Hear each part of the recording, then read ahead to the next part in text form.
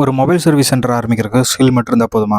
Mobile service ட்ரைனிங்லாம் நிறைய பழகிட்டு வந்து திருச்சியில் பிரவீன் ஒரு மொபைல் சர்வீஸ் சென்டர் ஆரம்பிச்சாரு. Screen damage, battery issue, charging port issue, software fault எல்லாமே மற்ற கடையோட சீக்கிரமாக பண்ணி கொடுத்துருவாரு. எல்லாம் கற்றுக்கிட்ட கான்ஃபிடன்ஸில் கடையை ஆரம்பிச்சாரு. ஆரம்பித்த ஒரு மாதம் நல்ல வியாபாரம் இருந்துச்சு. அதுக்கப்புறம் படிப்படியாக வியாபாரம் குறைய ஆரம்பிச்சிருச்சு. ஒரு நாள் காலையிலேருந்து சாயந்தரம் வரைக்கும் சர்வீஸ் சென்டருக்கு ஒரு கஸ்டமரும் கூட வரல. என்ன பண்ணுறதுன்னு தெரியாமல் ரொம்ப பயமாயிருச்சு பிரவீனுக்கு.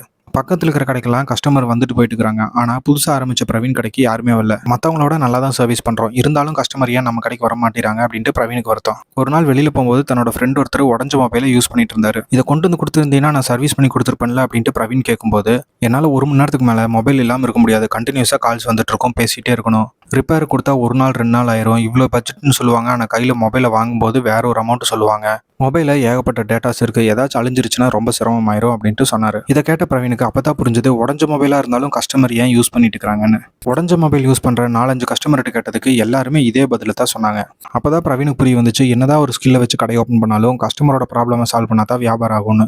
தன்னோட கடைக்கு முன்னாடி எக்ஸ்பர்ட் மொபைல் ரிப்பேர் சர்வீஸ்னு எழுதி வச்சிருப்பாரு. அந்த போர்டை தூக்கிட்டு குயிக் 30 மினிட் சர்வீஸ் அப்படிங்கிற போர்டை வச்சாரு. கஸ்டமர் கிட்ட சர்வீஸ் காஸ்ட் எவ்வளோ ஆகும் அப்படிங்கிறத தெளிவாக முன்னாடியே சொல்லிடுவாரு. சொன்ன அமௌண்ட்ல இருந்து ₹1 கூட எக்ஸ்ட்ராவாக ஆட் பண்ண மாட்டாரு.